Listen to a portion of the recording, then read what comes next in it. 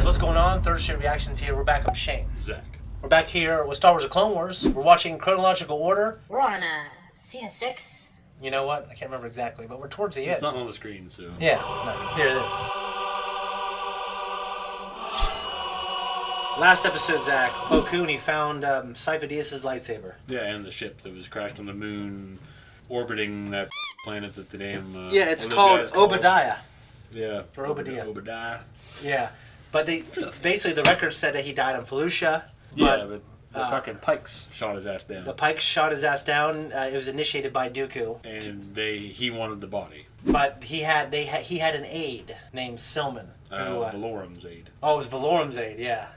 And they had it because the records were sealed. It was before By the High Chancellor's office. Yeah, it was before Palpatine's time. Mm-hmm. So I remember... that was his excuse. Yeah. Yeah, I don't think he knew that the records would be sealed on that because he was talking to Dooku, wondering, like, why are they wondering about this? Go clean up your mess, and even force chokes him through the hologram. Lam Pike is the name of the head Pike guy there. Yeah. So he dies. Yeah, he gets killed by Dooku. Dooku kills him, too. But we were talking about this right before we started, but it had maybe the best lightsaber fight with Dooku. Yeah, that's my opinion. Yeah. I feel like it's probably the best one in this series. I mean, the moves were incredible, but I think one that's real close is Dooku versus the Night Sisters. I mean, I like that because it kind of reminds me of Ninja Turtles versus Shredder. Like, when you watch it, it's so cool because, like, the moves are good, but you have one character beating someone down in a cool way, not like a shitty way. Yeah, I agree. You know what I mean? Mm-hmm. He was blind. He was taking on 3 people. He said, I don't need my sight to see you. Yeah, it was cool. Yeah. I agree. I'd really have to watch that one again. It's been a while. But that one, this most recent one, just stood out to me. I mean, Sidious has a distinct style, and it works really well in a cartoon. It would have worked well in the movies if they would have done what they should have done with the stunt guy instead of putting poor old Ian McDiarmid in there. I thought him versus Maul and Savage was pretty badass. He didn't deserve that fucking encapsulation in cinema history. No, he did not. That goofy ass faces he was making and everything. Yeah, but him when he kills Savage and shocking hell at Maul in the end, his moves were pretty cool. They were just very Sidious-esque. Yeah, it's just he's almost cartoonish, and whereas Dooku, you could see in that fight at least it was a little more grounded. Yeah, he looked like a savant. Like he was like doing like these badass grounded for an old man flips. Who's powered by the dark side. Like, well, I'm not saying too grounded many for like an animated series compared to the other fights. No one's. I mean, he did make the Force jump. No, actually, he jumped down onto it. Anakin made the Force jump with Obi-Wan. Which he does in the movie, with Obi-Wan Force pushing him as well. Yeah. But as far as Dooku goes and like the fight in general, it was very like kind of more down to earth compared to the other fights, and I like that a lot about it. Filoni, I mean, he really does a great job. Like one thing he said about Ahsoka, I mean, they didn't always succeed, but I think they obviously cared because if you look at Ahsoka versus like everything else we've seen in the Star Wars TV universe, and even in the Star Wars, maybe not Episode 9. But like a lot of the lightsaber fights, they definitely fell short of how we felt about the prequel fights. You know what I mean? Filoni said like the fights need to be good because the fans who are hardcore, they know the difference between a good fight. And that was in the documentary about Ahsoka. He said the fans are going to know the difference. That's why we need to make these fights good. Oh, yeah. I think he succeeded for the most part.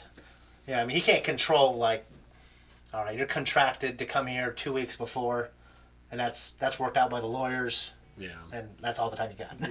He can't control how much effort they want to put into it. Yeah. Hayden, he went to like Australia and he's going to Nick Gillard's house. Nick Gillard's house. He went to Australia or New Zealand or wherever Nick Gillard's from. He went there for like 3 months just to. There's all these shots of him in his backyard doing it. Yeah, with like crappy like 2002 like shorts that are like going down your shins, like Adidas stuff. Yeah, you can't. That's something that's on the part of the actor and their dedication. Yeah. And whatever other commitments. I know Ewan McGregor said 1, he worked really hard, and then 3, he worked really hard. But 2, he wasn't required for him to work hard. But he says sometimes he feels like he worked the hardest during the Kenobi series because he learned stuff he couldn't. He didn't know how to do the spin thing. Yeah. That's evident when you watch the 3rd movie. Right. It looks really, really rigid. Yeah, it looks very... When he's standing up against Anakin and they're both doing it. Yeah. And with him, there's nothing... It's not very fluid when it's behind him. No, because he's not turning his wrist when it's behind him. Yeah. It's like he's doing... Yeah, and just this. bringing it around. Yeah. We are the last 3 episodes of the original run on Season 6. I did watch these episodes once, I don't really remember them, so I decided not to really go back and look at notes and all these other little Easter eggs. I just kind of wanted to rediscover it again, like with you. Okay. So, it is for the most part, I think, a pretty honest reaction. Even the last episode, like, I feel like I've seen it, but I didn't really remember. I didn't remember that Dooku fight, I'll tell you that. I might have seen it in, like, a compilation or something, but damn. Anyways, guys, before we jump in, if you want to support us, check us out on Patreon. We really appreciate you guys. Tell Brett in a comment thanks. At this point, he's back at his full-time job, and it's a killer. He works a lot of hours during the season, so give him a shout-out. We appreciate him. Kind of like that one. Yeah, so do I. Rustin Colefelt, the Spirit candles. Yoda, Here you, right you. Who are you? it is I, Qui-Gon Jinn. Sounds like him. yeah. I am part of the living force, Yoda. Impossible. Yeah, at this point, he doesn't know you can retain your I am consciousness. not sure this council is admitting how grave a situation we are in. What are you saying? That Dooku is not the Sith Lord, merely an apprentice. Master Yoda, your thoughts on these revelations? Put some shoes on. Oh yes, yes. Forgive me. Deep in thought I was. You were saying? Master Ki-Adi-Mundi is worried. Worried we all should be. Lies and mistrust surround us in the Senate, and perhaps even within these walls. On the precipice, we are. The growing dark side endangers us all. In episode 1, it always shows close-ups of Yoda. Excuse me, everyone. Because you back it up, his feet Master are like Kenobi, may I speak with you in private? kind of funny to think Of about. course. Oh, where's my girl? Yeah, I was just thinking that. I was debating in my mind how to bring it up. Yeah. That thing that I can't There remember is the name, great but turmoil within Master Yoda. Yes, we all sensed it. The Snake Man. We must keep an eye on our old Is in that friend. book. The war has taxed all of us to our limit. I suppose we're just surprised that Master Yoda has one. But I feel the shadow of something greater on our horizon. Is it the tree that Dooku stood at? yep. Yoda. Oh, Master Yoda. Sorry, I didn't see you there. Encountered something difficult, I have. Spoke with Master Qui-Gon Jinn on Mortis. Did you not? Yes. So did Obi-Wan. However, since he's dead, we don't think it was actually him. Rather, an illusion. That's what Obi-Wan believes. Why do you ask? Perhaps nothing it is. Everything that we know about the Force tells us that an individual retaining their identity after death is impossible. But what about what we know not? Master Yoda, are you suggesting that you have spoken with Master Qui-Gon? Rest I need. Yes, rest. Then speak with the council I shall. I know Frank Oz is really hard for him to do the voice, that's why he didn't come back. That I have not. I think the guy does a pretty good job. The voice I hear does not come from within, but speaks from beyond. Know I must if I am alone. Then together, we shall meditate. Fuck, I was going to talk to these fools. What are you gonna do? There's a fucking hole in his chair. Look at that. Special chair. Where's he been? I haven't seen him since episode 1, I don't think. It's like church for me last Sunday. You all laying hands on him? No, not really, not to me, but Oh, Pentecostals. somebody? No, yeah. I feel love. Hear the voice. I did not. I also sensed nothing. So they're making their own hands. Rest I must. We have to consider that this may be a deception by the Sith. Surely you're not suggesting Master Yoda is susceptible to such manipulation. A possibility we must consider. It is. Deceive. I may be. See, he's putting on tape recorder back All I can tell you is I have scanned Master Yoda 3 times and I find nothing wrong with him. And his mind. This section of the brain is particularly active, more than I have seen in any other Jedi. Probably what happens when you approach 900 years old. I think we are overlooking an obvious thread. Dooku was Yoda's apprentice, and Count Dooku has fallen to the dark side. He cannot be held accountable for Dooku's descent. But they are connected, profoundly. Whoever the Sith Lord is, He may be using this relationship as a direct link to Yoda. Impossible. If the Sith Lord wanted to attack the Jedi Order from within, Master Yoda would be the perfect choice. I fear we are more vulnerable than we think. But he's not. I mean, it makes sense, but they're wrong. Yeah. A deprivation The ritual. fucking goddamn sex hound needs to shut up. Yeah, I know. He's on his mind right now. But the Chancellor's requesting that Master Yoda attend an emergency meeting. I will go. What about the treatment? Ask Master Yoda what he wants to do. Only he can decide now. Two little straps. Master Yoda will be taken into an induced meditation. This allows the patient to go deeper than anything we can achieve by ourselves. Master Yoda, you don't have to do this.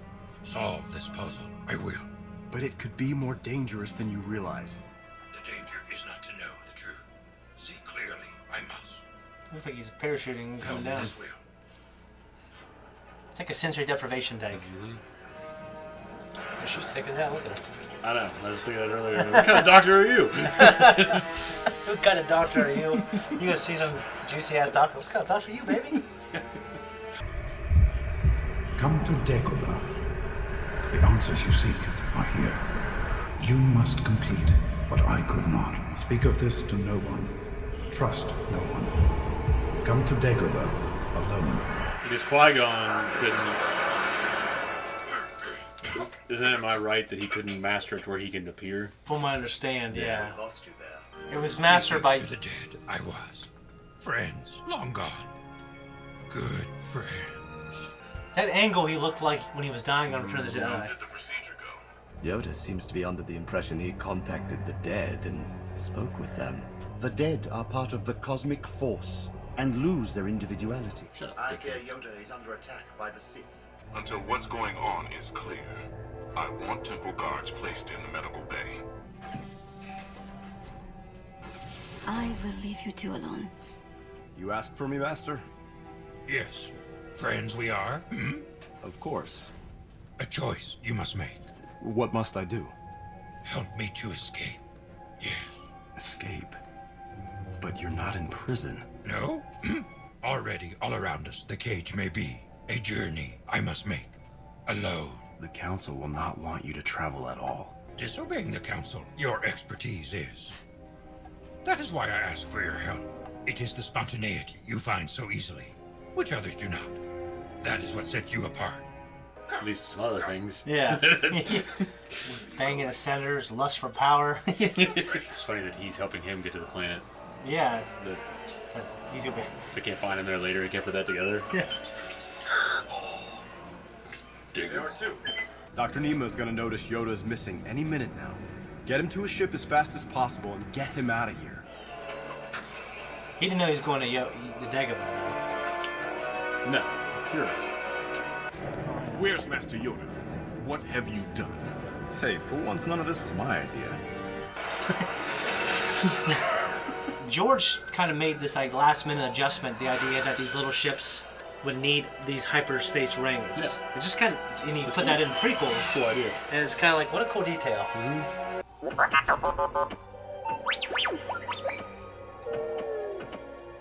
Yes. Stay with the ship you made. He sneaks out in Dark Rendezvous as well to try to talk to Dooku. Like,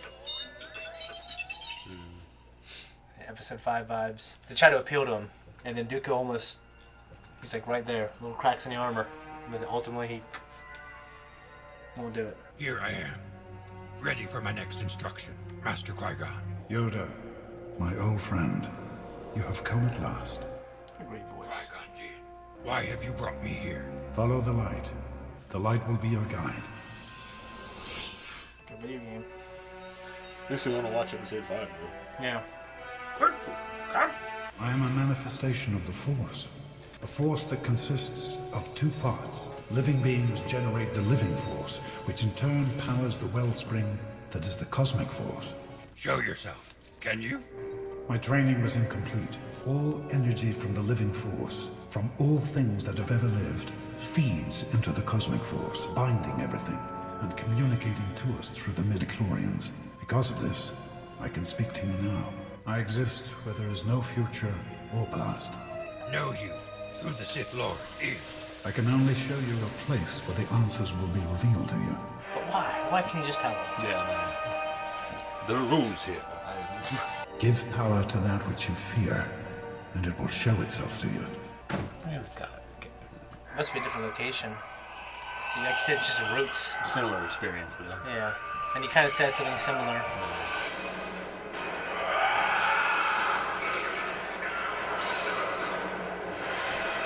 That was already cooler than the Revenge of the Sith. Yes, it was.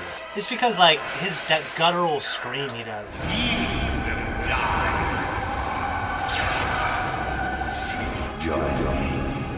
There is no other way. Told me shit, you did not. Such darkness. Such evil. When will this happen? It is happening right now. It has always been happening. What you felt in the cave is merely a portion of what the dark side now holds. Such power. Any hope that the Jedi can prevail? Is there? There is always hope, my friend. I have been tasked with guiding you forward. So he's been tasked. There can be many outcomes, but your path is clear, Yoda. You have been chosen, as I was before you. For what chosen am I? You will learn to preserve your life force, and so manifest a consciousness which will allow you to commune with the living after death. This is the path of only a few Jedi. You will travel to one of the origins of all life in the galaxy. This place is where? The Force will be your guide. Goodbye, my friend. Emulated the old trilogy so well. No, back to Coruscant. We are not going yet. Afraid, only begun. Our long journey has. I don't remember much. Snake Man. I don't remember much about this arc at all, except kind of like the last couple scenes, and it's important. But I freaking like this first episode a lot. We need one of these for all the movies. I know. And a Clone We need a Wars. tomb. We just need this big fucking book that we just. Yeah. There he is. Yeah. Oppo Rancisis. Okay. Rancisis. Abdicating his throne on Thespius, Oppo Rancisis instead sought to serve the entire galaxy among the Jedi Order based on Coruscant. When negotiations fail, Rancisis ensures the Jedi Council military tactics are cunning and effective. That's because he's a snake.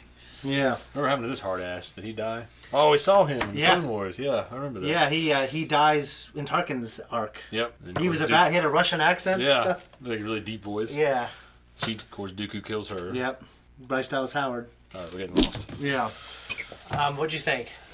I liked it. I mean, sometimes I feel whenever I see too much Yoda, it's a little bit much, a little too cartoony. Even though I'm aware this is a cartoon, but Yeah. I don't like my Yoda to be cartoony. Mhm. I like him to be the wise old sage, Yeah. not a fucking goofball. But, Except in episode 5.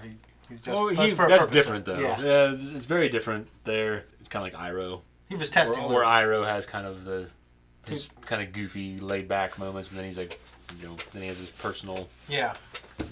moments with Zuko. But anyway. Yeah, you don't want to see him vulnerable too much, and Well, not just that, but just I don't want to always see him cartoony. It's just like too much of a good thing is a bad thing. yeah, I think I know what you mean.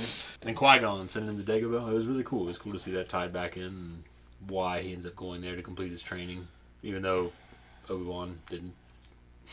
So. Oh, Obi-Wan didn't go there? Yeah. Yeah, I think, Obi-Wan kind of shuts himself off from everything after. Well, I know, but he still remains on Tatooine and still learns how to do it. Yeah, well, Qui-Gon had to go there. Didn't give Yoda the same courtesy. No, I mean, it's like you can pick Tatooine or you can pick Dagobah. So Yeah.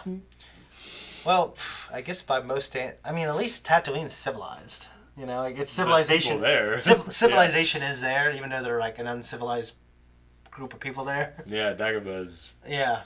Fucking just a swamp. One giant Just a fucking swamp. And the dark side energy, there's like some dark side energy there that's so strong. That's also why it masks him, right? Masks him from the Emperor. Yeah. And maybe that's why. Mm-hmm. Because maybe the Emperor will be searching for him. But you seem to be searching for Obi-Wan at some point, too. I mean, I know in the old canon, like, the Emperor, he just was so unconcerned with them because he just saw, like, they had everything and we had nothing. And now, and they couldn't prevent this inevitable downfall. Like, yeah. So he just thinks he's... Yeah, because Vader... His overconfidence is his weakness. Yeah, in Rise of Lord Vader, like, Vader wants to find Obi-Wan and he wants to hunt down Jedi, and the Emperor's like, you need to stop being obsessed with that. We won. The galaxy's ours. There might be 2, 3, or 100 Jedi left, but they pose no threat. Like we need to focus. Yeah, they. Vader was right. But, yeah, his son did. And it was love. Yeah, Vader. but at the same time, Vader needed to do what he was destined to do. If he had annihilated, they killed Yoda and killed Obi-Wan. Then Luke would have just been some farmer. No, yeah, I mean, it all worked out for not him. Yeah, it all worked out so he'd be wrong. Yeah. No, I really liked it. I remember a little bit about this arc, just some stuff from like the last episode. It's 3 episodes, but I didn't remember him really going to Dagobah or anything like that. That was pretty cool. I just love hearing Liam Neeson there. I think they put great effort into like creating this like magical old trilogy feeling, like the angles, like even R2's little sounds when he was scared when he got there. You know that magical like that music. That's pretty. I think it's exclusively in episode 5. Yeah. I think maybe in episode 4 when there's a variation of that sound when. When Luke's on Tatooine and that they're looking for Obi-Wan or looking for 3PO, I guess. No, R2. Okay. I don't know. I feel like there's moments like that where that music played. I know there's a variation of it when they're getting crushed in a trash compactor, and then like it's like he remembers that he has the comm link. Yeah. And then you hear like a variation, like this is really fast. So. Well, don't they do it when they're doing scene transitions on Tatooine? I can't remember. I don't think it was that one. I don't know. That particular. I haven't seen it in a while. So. That particular note. Yeah. But no, I'm just kind of interested. Like they kind of make a distinction. I mean, we kind of know this, that there's a living force and there's a cosmic force. But probably casual fans didn't know that until they watch this. And the living force and all the living things that are alive, they feed into the cosmic force. Mm-hmm. And it's the cosmic force that speaks to the midichlorians that allows people who are living, if they have the talent, if they have the, and they've been trained, they can utilize the force. Mm-hmm. I do know in the new books, the High Republic series, which take place like 300 years before the prequels, I haven't really read them, but I heard they're really good. But where did Qui-Gon learn it? I don't want to answer that. Like I can't remember if I know the answer, but I think we might see a little bit of that here. Okay. I don't know if it gives us. I don't think it gives you the full answer. I think it gives you. Where did he stumble across something? Some books. He's like, I think he gives you the idea of it, and I do know in the Obi-Wan Anakin and it's a new canon novel. It takes place when Qui-Gon was training Obi-Wan. Mm. It's before Anakin comes into the picture, and he is actually presented with the choice of being on the council. But he had to basically toe the line. With what they need him to do, like he would have to pawn Obi-Wan off into somebody. Yeah. And he chooses not to. Mm-hmm. I think there's some little breadcrumbs there. Because Qui-Gon's been on all kinds of journeys. He's kind of like this. He's a wandering. Yeah, this wandering Ronin kind of. He's not really Ronin. No, he's not, because he has his order. Yeah. I know what you mean, though. He's kind of almost like a pilgrim. Where he's like just going from place to place. Yeah, the idea that like he doesn't show up as a Jedi, he shows up as like and this is what they do this in episode 2. Like Anakin and Padme, they kind of look and act like refugees, and then Qui-Gon's like that wherever he goes. In episode 1, he doesn't make a lot of hoopla that he's a Jedi. He's kind of he doesn't even give Anakin a clear answer until Anakin guesses like I see your laser sword. Only a Jedi, you know what I mean? Like, no one can kill a Jedi, I wish that was so. Yeah. But, no, I liked it. We'll see what happens. Pretty much all I got. I'm intrigued by it. I want to see what's going on. Yoda. It's cool to come back to Dagobah. So. One thing about it's baby of Grogu, it's so cool about it. I mean, they're so cute, like the species. So he's hanging up there and you see his little feet. Yeah, I know. I feel like I would love to have like a Yoda, but he's like so old, like he would not approve of being hugged. And it'd be like just like having a Gizmo, man. Mogwai from Gremlins. I started they're furry. But aren't they murderers? Similar. Well, they turn into Gremlins. They are. I don't know. That just depends. Even when they're like just little, because when they get wet, they reproduce. And if you feed them after midnight, then they turn into the Gremlins. Okay. But the Mogwai, like you have Gizmo, which is like the main one. He's this little cutesy, friendly little guy. Mm-hmm. But once he gets wet and has these offspring, they're like these horrible little shitheads. Yeah. So maybe it's just every once in a while you get a good one. But or you think he pulled a Goku and hit his head when he was little and then he became good. But okay, yeah. So then they eat after midnight. They turn into these horrible, mischievous. At what point can you feed them in the morning? Yeah, it's like I guess Like with Just sunrise? daylight. I would say sunrise. Okay. They never really established that, but it's after midnight at night. So if you're if you're in the northern hemisphere, It just has to do When with the it's sun's don't- rotation, I have to assume. yeah, if you're like in Alaska or Sweden or Sun's not coming up. You gotta pay attention to what the fuck's going yeah, on, I and guess. it's dark there like quite a bit more. Well, I mean, they may not thrive there because like, once they turn into gremlins, they're these very reptilian-looking things. So, like Gizmo's furry and Yeah, small. that's the only thing kind I- of mammalian. Yeah. And then when they eat after midnight, they turn into these just like scaly looking things. Very drastic transformation. But they're like evil. They're like evil Yodas. Evil, dumb Yodas. I'd have to see it. You should. Anyways, I don't think I got anything else, but I mean, like, this is obviously very important stuff because it all, it impacts all the movies. The fact that Yoda needs to learn this, so Yeah. we get to see that journey. And I know, I mean, this stuff was being produced when George was still there, but obviously they had a Well, lot. Matt Stover's book, he talks about it at the end with when he talks to Obi-Wan. Yeah. It's like, something about an old friend. Yeah. Or whatever. Well, they say that exactly in Revenge of the Sith, and Obi-Wan's like Qui-Gon, and then the movie ends. I guess there was like a rumor that Qui-Gon was going to actually show as a Force Ghost, but it never happened. And obviously, the idea of him being his physical form, I get why they didn't do it. Did go back in the old trilogy and then put him in there again, so you had the whole fucking gang together. Yeah. So. Anyways, I think that's all I got, guys. If you want to support us, leave a comment down below, and make sure you stay tuned for the next episode right here.